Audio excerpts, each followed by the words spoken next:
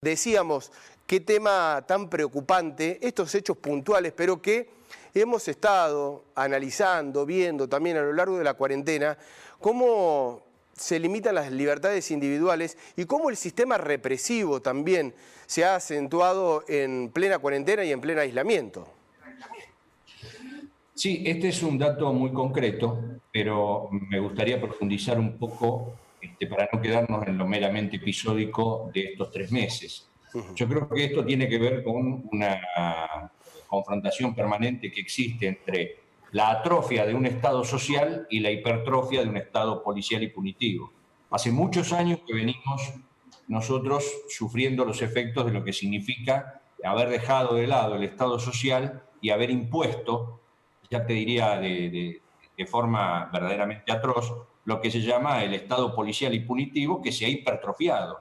El ejemplo más claro son estos últimos 4 años de gestión de Juntos por el Cambio, o Cambiemos, como se llamaban hasta hace muy poco, que implicó nada más ni nada menos que el gobierno más represor de los años de la democracia en la Argentina, del 83 hasta hoy, con un muerto cada 19 horas en manos del Estado, en una administración que fundamentalmente tuvo en el tándem Macri-Bullrich a los principales comandantes de esta verdadera masacre social que instalaron en el país. Por eso también es llamativo el cinismo con el que ayer este rejunte de descarados, que es Juntos por el Cambio, saca a través del Partido PRO una declaración en la cual parecen no hacerse cargo de lo que instalaron en el país. Y a mí me parece que esto es elemental a la hora de analizar lo que está ocurriendo hoy. Una cosa es la política represiva del Estado, que es una línea de continuidad. Este gobierno actual, lo que ha hecho en esto de la pandemia, es la continuidad, si se quiere, de lo que significa un esquema, casi te diría ya atávico, del sistema en el que nosotros vivimos. ¿Y no se Por esperaba eso un se han cambio, producido Ismael? los casos que se han producido. Ismael, ¿Cómo? ¿no se esperaba un cambio con el cambio de gobierno, un cambio de esa línea? No, a ver si acá queda claro. Acá el cambio que se produce no pasa por la caracterización del gobierno, porque acá lo que hay es una cuestión sistémica. Cuando yo hablo de la hipertrofia de un Estado policial y punitivo, estoy diciendo que hay un Estado policial y punitivo que se instaló desplazando a un Estado social. La construcción de un Estado social implica mucho tiempo para desplazar lo que en muy poco tiempo logró hacer el tándem Macri-Bullrich, que fue destruir las posibilidades de un Estado social e instalar definitivamente el garrote, la mano dura, el punitivismo de la manera en que lo hicieron. Y El que no tema es están... la caracterización del gobierno en cuanto a que la diferencia sustancial que tiene este gobierno con el macrismo es que mientras el macrismo recibía a los asesinos, los aplaudía, decía que la versión de la fuerza era versión de verdad, planteaba, entre otras cosas, que no iba a tirar a ningún policía ni gendarme por la ventana, además los reivindicaba. Este gobierno, la diferencia que plantean es que rechaza, separa de los cargos, no reivindica, no felicita por este tipo de actuación. Y entonces, frente a todo esto, la diferencia que se plantea es en cuanto a las distintas formas de administrar el Estado. Pero en esencia, la política represiva sigue correspondiéndose con una idea de hipertrofia de Estado policial y punitivo. A eso me estoy refiriendo. Me parece que esta diferencia es clara y es categórica a la hora de establecer cómo se deben, de algún modo, leer las dos características de estas administraciones. Jalil, no hay que ir a Estados Unidos, ¿no? Está muy presente lo de George Floyd. Hay que estar mucho más también en nuestro país, en el interior, para saber que estas circunstancias y estos hechos también suceden por aquí. Mirá, yo suelo decir algo, y en Correpi lo mantenemos, que nuestros marrones de aquí, es decir, nuestra gente del interior, nuestra gente tradicionalmente, por algunos sectores, degradada, discriminada, despectivamente tratada como los cabecitas negras, en realidad son los negros de aquí. Y de algún modo, lo que está ocurriendo en Estados Unidos en realidad tiene algo que ver, si bien con las características propias de un racismo atávico que existe en Estados Unidos, en realidad la línea conductora que iguala lo que pasó en Estados Unidos con lo que está ocurriendo en la Argentina, y viene ocurriendo desde hace muchos años, no es la cuestión solamente racial. La racial la puede conglobar, pero en realidad es una cuestión de clase. porque aquí los perseguidos, aquí los que sufren la represión del Estado, son en general los pobres, los trabajadores ocupados y desocupados, los disidentes, las etnias, los grupos originarios, los migrantes, y todos ellos responden a una misma caracterización.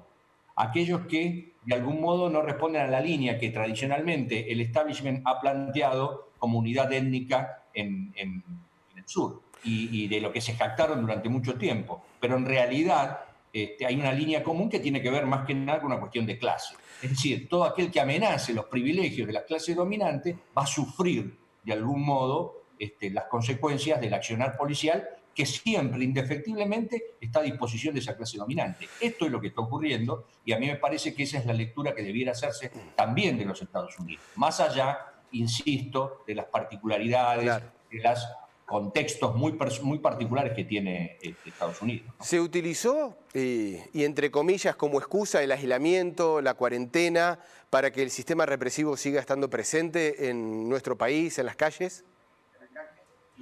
Lo que ha hecho la cuarentena es, de algún modo, incrementar los hechos de represión. La cuarentena ha significado, por ejemplo, que hoy estemos cerca de 10 millones de personas notificadas por distintos motivos de haber violado la cuarentena. Es decir, la presencia coactiva del Estado sobre cada una de las personas se ha expresado a su vez de distintas maneras. Por supuesto que no es lo mismo aquel al que se le notificó que una vez que pasado la cuarentena vaya a tener que ir a tribunales a explicar por qué salió de su casa, que lo que le hicieron a Armando Espinosa en Tucumán.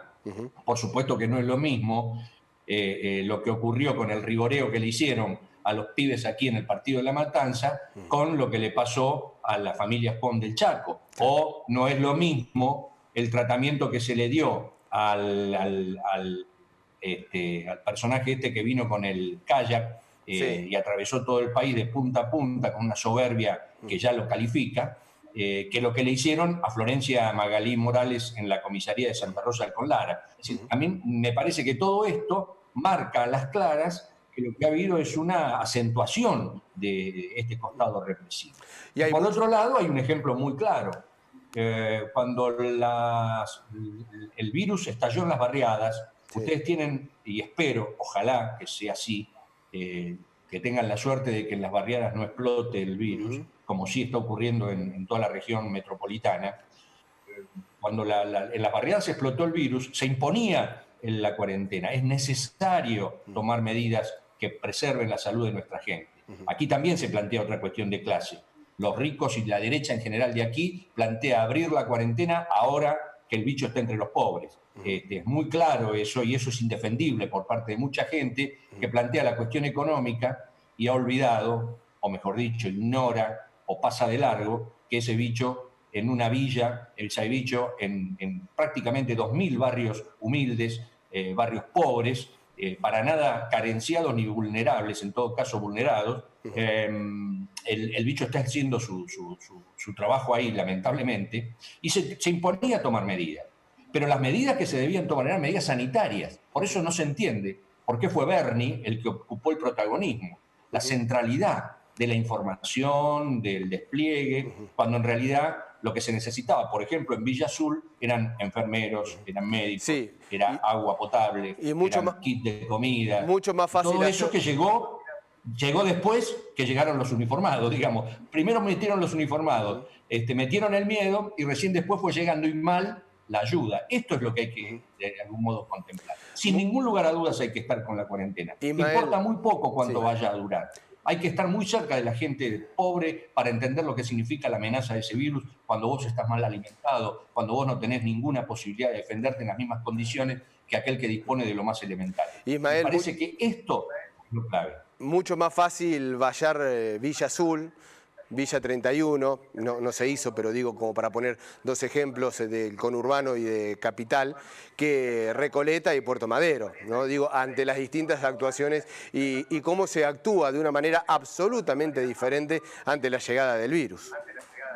Pero es que no tengas ninguna duda, la compañera Ramona, esta mártir de la Villa 31, muere por la indolencia del gobierno de Larreta. No tengas ninguna duda, pero absolutamente ninguna duda. Estuvo casi 2 semanas reclamando la llegada del agua potable y en paralelo parecían tomarle el pelo cuando le decían lavate las manos todas las veces que puedas, y la canilla comunitaria está a 200 metros y el agua viene en tachos que se guardan en el mismo lugar en donde se come, en el mismo lugar en donde se duerme.